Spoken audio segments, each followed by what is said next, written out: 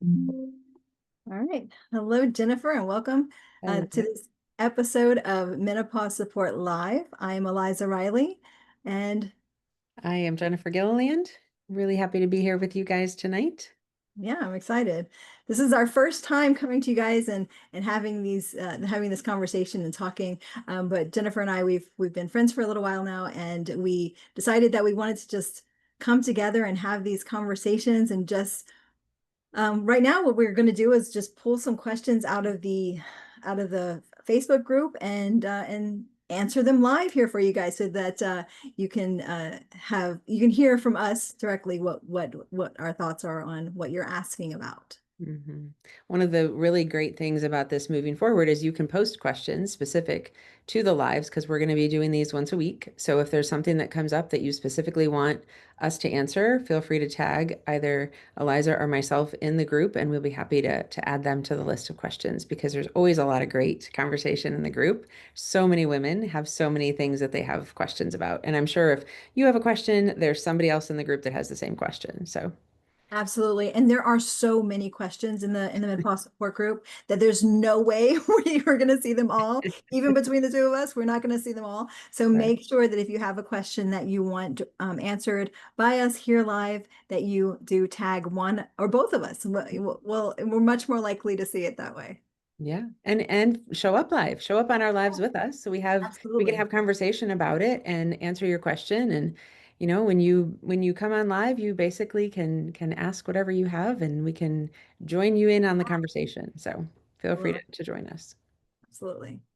So I do have, let's go, I'll go ahead and get us started off by asking some questions, and I apologize. I have them here. I'm just trying to locate them now. I'm terribly organized today. And by terribly, I mean badly. That's the great thing about being in menopause, though, right? We have more forgiveness. We're more I hope forgiving so. because we get it. I think it depends on the woman. That is true. That is true. If you're having a hot flash and you're not feeling so good, you get a little grace, right? Yeah, So it's no, okay. you know what? You're right. It's not the woman. It depends on the day, Yeah. the moment Right. in the day. Exactly. Okay, so it's crazy because I made a list of questions for tonight, and Yep. then I added them to a list that I already had. So now I'm trying to figure out which ones were. Bear with me just a moment. So one of them actually, I'm just going to just start from the bottom because this is the one that Jennifer tagged me on in the group. Um, how is everyone getting, and I apologize because I usually write down the name of the person who shared this, and I don't think I did with this one. So I apologize to whomever asked this question. Um, how is everyone getting their protein intake these days? She says, I just can't do 3 meals a day.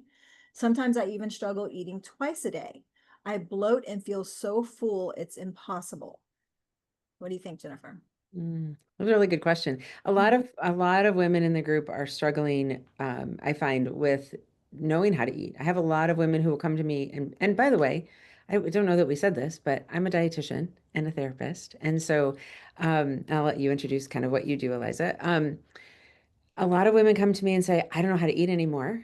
And, as a 40 plus woman, it's really, it's interesting that we kind of forget how to do it. Although I feel like it's more that we lose confidence that what we're doing is correct for our bodies because there's so much information about there about you have to do this and you have to do that and you have to make sure you get enough protein and you have to get it from the right source and all of these kinds of things. And so our stress levels go through the roof as we're trying to do everything right and eat the right foods. And with protein in particular, if you're finding that there's foods that are causing the bloating or causing discomfort, that's where we have to start is what is it exactly that's causing that? Because if we can't pinpoint the type of food or the group of food that's actually causing it, it may be protein, it may be something else that you're eating, it might be something that has some sort of preservative or additive in it or something like that. So we have to do a little detective work first to figure out, can we kind of narrow that down? Is it dairy? What is it that's triggering that bloating? And then once we can identify that, then we can really expand on the protein that we're having. But when we're so focused on, I feel horrible and I'm bloated, then whatever protein we put in behind that is not going to really be digested well or tolerated well. Mhm. Absolutely. There's so many things too that I don't think that we think of. Like in this country, we have a tendency to, when we sit at a meal, even a very healthy meal, like you have your protein, you have a nice salad, and you have like a good carb. We go in right for the salad. But when you're having digestive issues, that should be saved for last. So you start with the steak. You're preferably if you have a nice good cooked green vegetable or something, then you'd start with that, and then you'd have your protein, and then you'd have your carb, and end with the salad, because it is healthy and it is so good for you, but it's harder to digest. Hmm. Hmm. Yeah. And I'm So not a dietitian. She is. So yeah, yeah, yeah. correct me if I'm wrong. So it depends on the tolerance too, right? So if you're a person who has never had a lot of fiber in what you're eating and you're eating that salad and then your stomach is starting to like, what is this? This is kind of foreign to me. I have a lot of clients who really never eat fruits and vegetables. And so it really is it is harder to digest it because their body just isn't used to digesting that particular food. Some meats can be also difficult to digest because they're just kind of tougher and harder to break down. So red meats are, specifically fish and chicken isn't quite as hard to digest. So it just depends on kind of your current habits. If you're, eating a lot of fast food and you're trying to switch over to something that's healthier, the order of food might be a little bit different for you, but definitely paying attention to that and trying. So many times it's like, but this person on this, person on Instagram said I had to do it this way, or this person TikTok is a big one, right? This person on Right. TikTok said I had to do it this way. And it's like, well, what if that's not working for you though? Because at the end of the day, we're all menopausal, but that doesn't mean we're all the same person. We're all very uniquely made. So we have to make sure, like, just because it says it over here doesn't mean that that's necessarily something I'm gonna tolerate as well. So Absolutely. It's such an important thing to pay attention to how your body reacts to what you're eating. exactly. Because we are all so very different. Mhm. The big things that came up for me with this question was, first off, adrenals, Mhm. because when your adrenals are not working, it can be really tough to eat. Mhm. Mhm. And then second, gallbladder. If your gallbladder isn't working properly, it's you can bloat with everything. You can bloat with nothing. Like you can wake up in the morning, have Mhm. nothing because you're like, nope, I can't eat anything, and Yeah. then bloat anyway. Mhm. Mhm. And bloating is such a challenging symptom that women have. It's so uncomfortable and can really lead to a lot more fatigue and just really no energy for the day. So it can get Absolutely. very frustrating very quickly. Yeah. When I worked with women who have, and myself included, when we have adrenal issues, it can be very hard. Like one of the most important things that you need to do when you have adrenal issues is eat a well-rounded breakfast within 30 minutes of waking. Like it's so important to eat regular meals. And when our adrenals are not working properly, it's almost like you have to sort of force yourself to eat something because it doesn't feel good. It doesn't feel good in the body, but this is how we start healing the adrenals is by telling them you're safe. I'm gonna keep feeding you. Like we're gonna continue to live. Like that's so important. And so like um that's one of the first things I have people do is just find something that you can put in on your stomach first thing in the morning that's not going to like completely turn you off. Right. I think you bring up a really good point because to me that's what I talk with women about as a therapist is rebuilding that trust with your body because so many of us have dieted for years and years and years. And so it's taking the kind of diet focus off and how do I nourish and support my body in the best way possible and allow it to trust that I'm going to feed it, normal, well-rounded foods, well-balanced meals and at proper times. And I'm not going to, wait for days. Some people are talking all about 72-hour fasts and week-long fasts, and I'm like, oh my goodness, you guys, that's so much stress on your body. So much stress on your body. And one of the worst things you can do if you do have adrenal issues, by the way, I'm just gonna put it out there. Fasting is not good for adrenal issues. So, and most Well, of us, Eliza, we get to the stage and our adrenals have long before given up on us. And then we get to the stage and then at menopause, our adrenals actually take on more of the job of producing the hormones, as the previous production starts to diminish. And so you're basically giving a job to someone who's checked out and is Hmm. done. Yeah. So you have to kind of coax them back to partner with you again. Yeah, for sure, for sure. I want to make sure that you mention what it is that you do so that the Yeah. ladies know exactly where all of this amazing conversation is coming from, because you have a lot of knowledge on this topic, obviously. Well, I am a holistic menopause coaching specialist. I've been a holistic health coach since 2011, and because of my own menopausal issues, I went back and got a certification as a menopause coaching specialist as well. So that's what I draw from. But a lot of, I mean, there's a lot of education there, but also a lot of real, my own Hmm. experiences, and struggling. Adrenals is something I actually about 8 years ago now, I was diagnosed with Addison's disease. Okay. So, which is very dangerous, and it's basically your adrenals they don't work at all, and it's. I will tell you, when the doctor told me that I had that, they make it sound very scary, Hmm. but thankfully I was already a health coach. I Hmm. just wasn't taking care of myself. As we tend to do. And I walked out of there going like, oh my gosh, like I know how to fix this. I just have to go fix it. Like, Hmm. and that really meant an overhaul of like all of the things that I was doing and how Yeah. I was taking care of myself because I wasn't taking care of myself. Yeah. Everything and everyone else came before me. Yeah. And that's what led to that. Well, and if you're watching this video and you feel like you're in that space where you're not taking care of yourself, that's exactly why we want to come in here and talk every week, because there's so much to taking care of our bodies in menopause. And so, most of us fall into that trap of, taking care of everyone else and not taking care of ourselves at some point. And so if you're finding yourself there, that's exactly what these videos are for, what these lives are for. Absolutely. And I'm going to go ahead and look for the next question. Okay.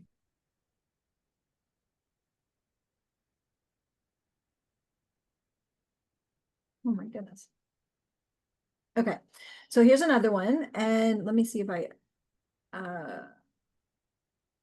I'm sure I put her name. Let me just look for it real quick. This is Susie Q.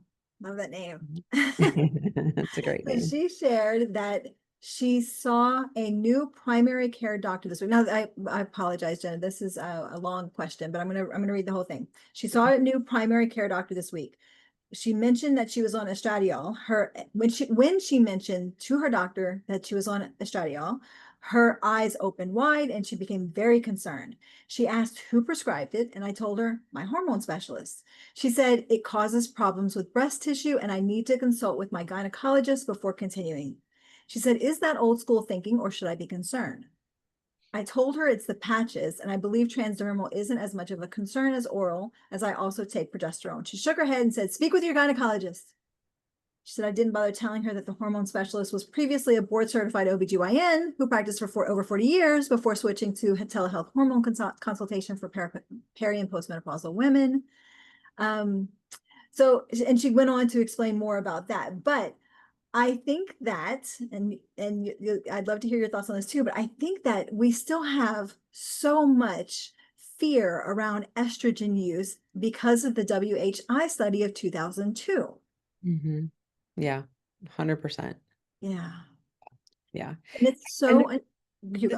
the thing is that science is constantly evolving. And so, I've been a dietitian for 30 years. What I talked to people about 30 years ago, I don't talk about anymore. Because if we did, then we're staying stuck in 30 years ago understanding, and we have way more technology and way more of a of a grasp on women's health, and we have a long way to go, but we have started that conversation, and there's a lot more research out there about the benefits. I can't prescribe it, but I can talk about it. I can tell you stories about other women that have been on it and experienced great success with it. And my thought process is always, why not have the conversation with somebody who feels comfortable? Because that's the other part, is finding providers that feel comfortable about talking about it when they're the ones that are prescribing it.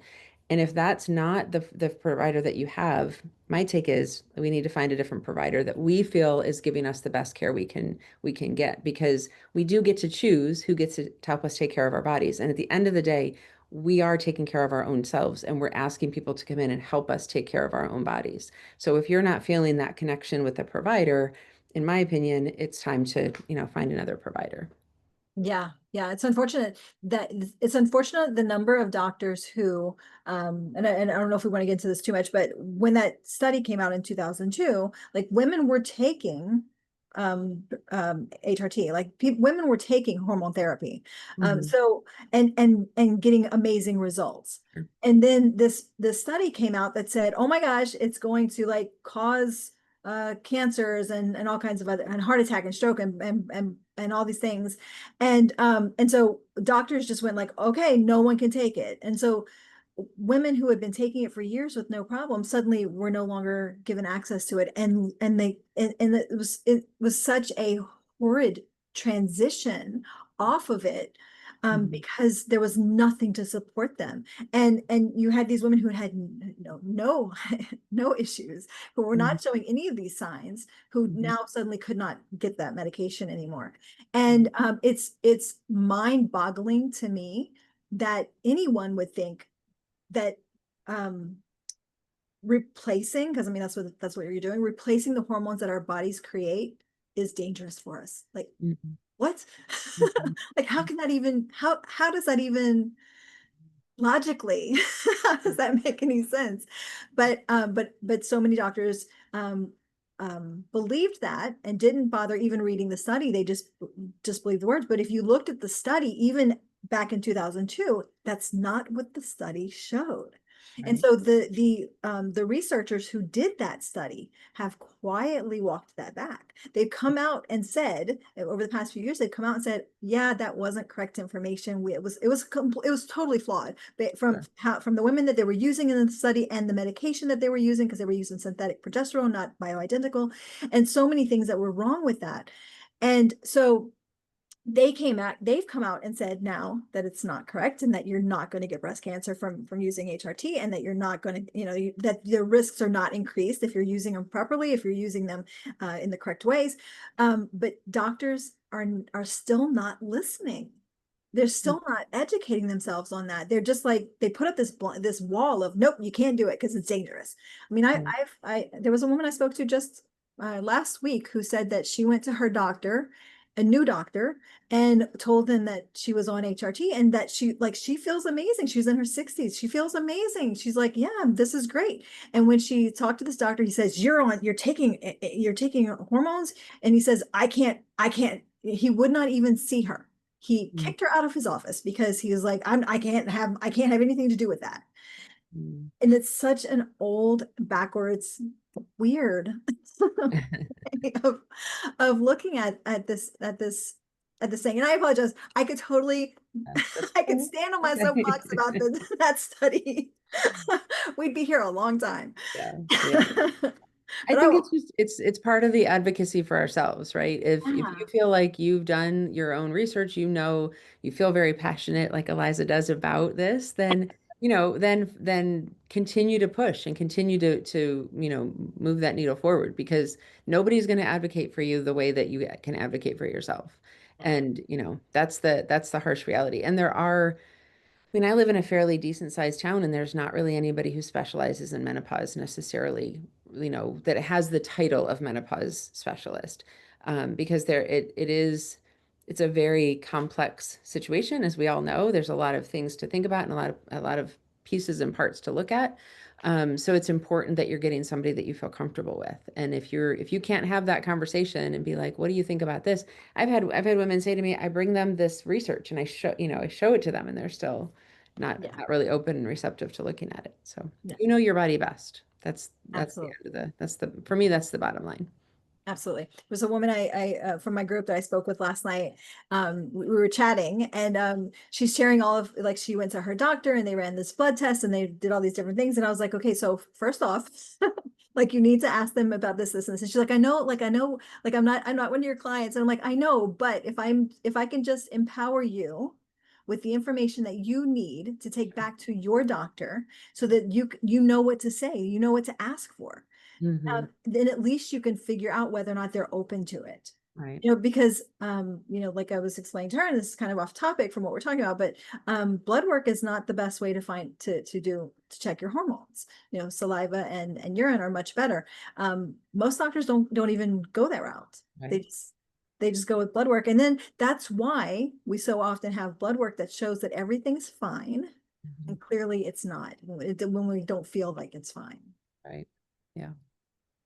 So I think we're going to try and keep these to like 20 to 30 minutes. So we probably only have time for one more Yeah, question. sounds good. Okay. So this one is from, and again, this is a fairly long question. I apologize. My computer's not working. There we go. Can't be This responsible for all the tech things. Oh, here's one. I'm gonna share this one a little bit shorter. Gina shared, I've gotten really sensitive to caffeine. Even the smallest amount amps me up and gets me all jittery and makes my anxiety so bad. Is this part of menopause? So it can be. I mean, I think it's also part of the aging process in general is we tend to have a little bit more sensitivity, whether it's caffeine or sugars or certain types of foods, maybe it's dairy, gluten, those kinds of things where people feel that they have that sensitivity. Um, because we are not the same people that we were when we were in our 20s, and our bodies have been through a few more things. And so that definitely is something that we see that there's more sensitivity in certain foods.